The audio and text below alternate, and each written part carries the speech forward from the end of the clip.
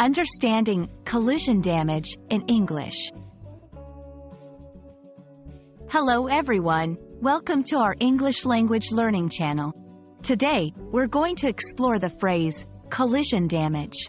This is a term you might come across in various contexts, especially when talking about vehicles and accidents. Let's dive in and understand what it means and how you can use it in everyday conversations. First, let's break down the phrase into its two components, collision and damage. A collision is when two or more objects hit each other.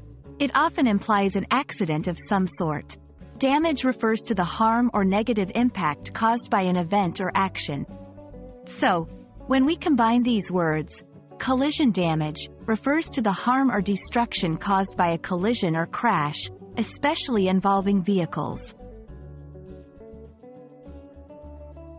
To understand better, let's look at some examples.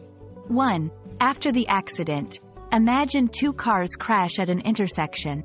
The dents and broken parts on the cars are examples of collision damage. 2. Insurance claims. When you hear about car insurance, they often cover collision damage. This means they pay for the repairs if your car is damaged in a crash. 3. Safety measures. Car manufacturers often talk about collision damage when they describe how safe their vehicles are.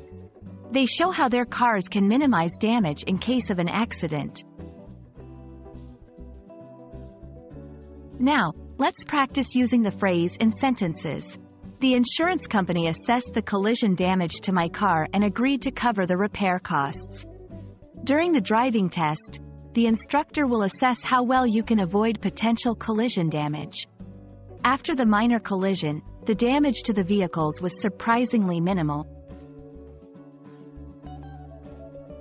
That's all about collision damage today. I hope this video helps you understand and use this phrase confidently in English. Remember, learning a language is all about practice, so try using collision damage in your conversations. See you in our next video, and happy learning!